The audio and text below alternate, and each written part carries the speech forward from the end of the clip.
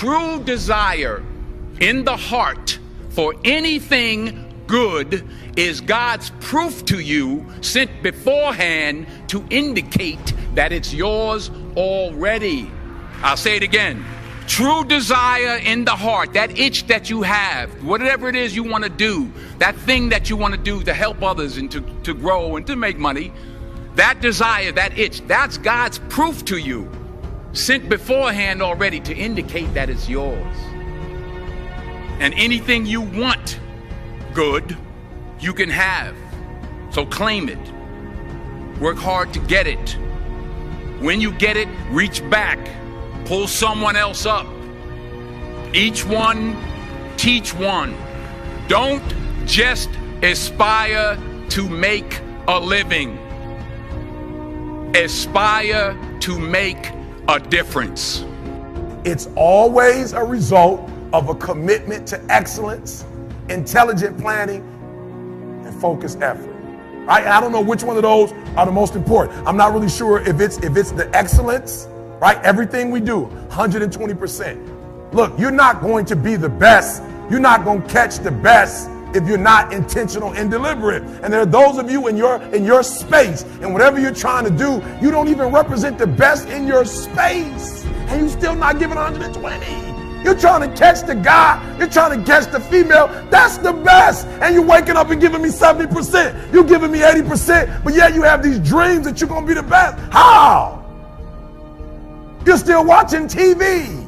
So you got to do me a huge favor, and I'm asking you to do me a favor. When you leave today, I want you to look at some things that you're doing, the 30% now, or the 20%, or the 10%, and I'm going to need you to let it go. Learning how to concentrate, learning how to focus in. And you'll be surprised at the things that you're able to do. When you learn how to block things out, when you learn how to keep thine eyes single, you'll be surprised at the ideas that will come to you, of the people that you'll be able to attract, of the opportunities that you'll be able to see. You'll begin to see things that have been staring there, looking you in the face, saying, I can't believe this has been here all this time. Here's a habit that I do. Maybe it might be of some value to you. I get up in the morning and I start writing what great ideas that I can think of today that can improve me and that will enable me to reach my goal.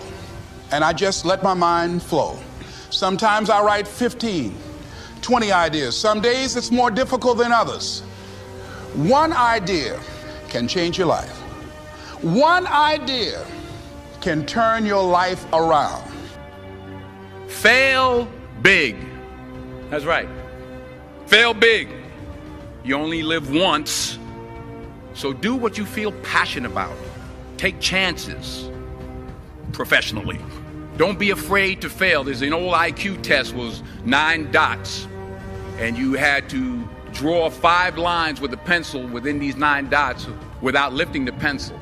The only way to do it was to go outside the box. So don't be afraid to go outside the box. Don't be afraid to think outside the box. Don't be afraid to fail big, to dream big. But remember, dreams without goals are just dreams. And they ultimately fuel disappointment.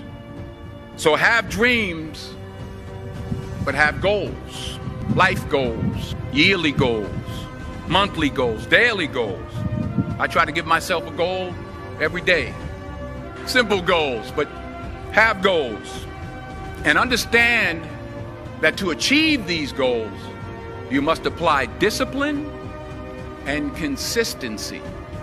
In order to achieve your goals, you must apply discipline and consistency every day, not just on Tuesday and miss a few days.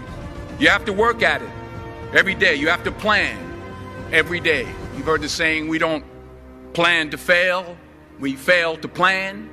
Hard work works. Working really hard is what successful people do. Let me show you what turned my life every way but loose.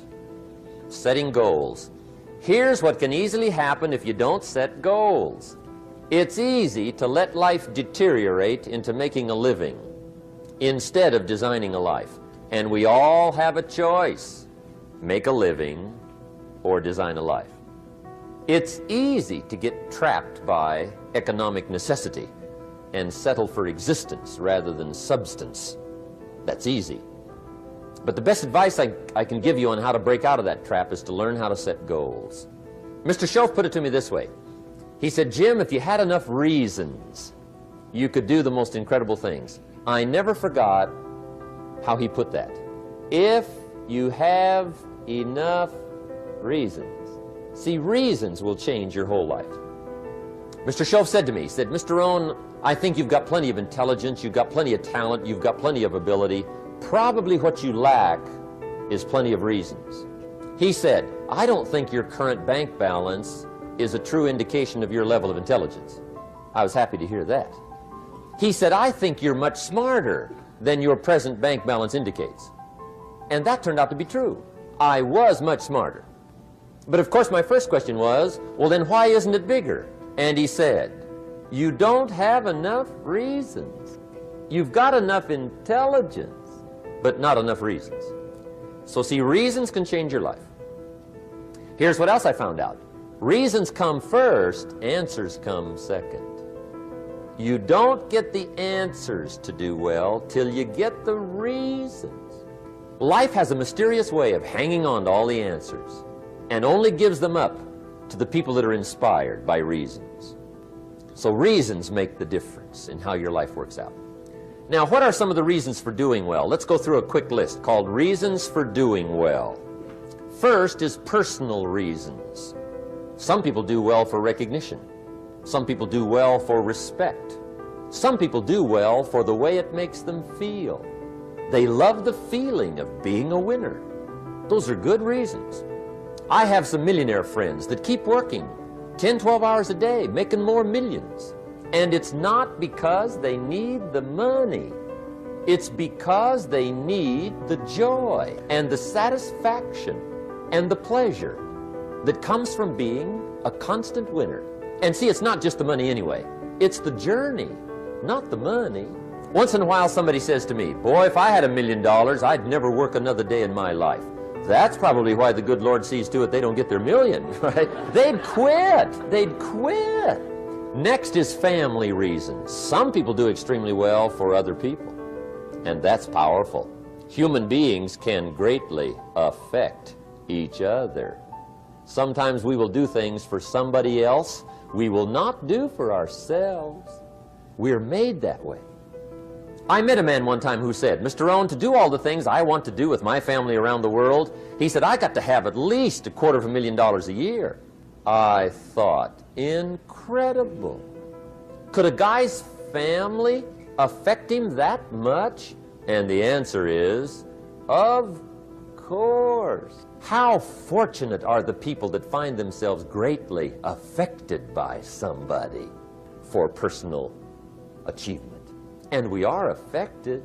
The writer of a recent song said, if not for you, the winter would hold no spring, couldn't hear a robin sing. I just wouldn't have a clue if not for you. So we can be affected. That might be one of the most stimulating reasons to do well, finding somebody. When Andrew Carnegie died, the wee little Scotsman that built the big steel industry, when he died, they opened up his desk. And in one of the desk drawers, they found a slip of paper. On that piece of paper, Mr. Carnegie had written his goal for his life. And he wrote it when he was in his 20s. And on that piece of paper, it said, I'm going to spend the first half of my life accumulating money. I'm going to spend the last half of my life giving it all away. What a goal. He got so inspired by that goal that the first half of his life, he accumulated $450 million. And the last half of his life, he gave it all away. Good question tonight. What's got you turned on? What's got you bombed out of sight to get up early and stay up late and hit it all day? Next question. What's got you turned off? When I found the answers to those two questions, my life exploded into change. I finally found out what had me turned off, and I got that cured. And then I got me a long enough list of reasons to turn me on. And once the lights went on for me, age 25, they've never gone out. I've fallen out of the sky a few times, But I've never lost that drive to make something unique out of my life. See, reasons altered my whole life.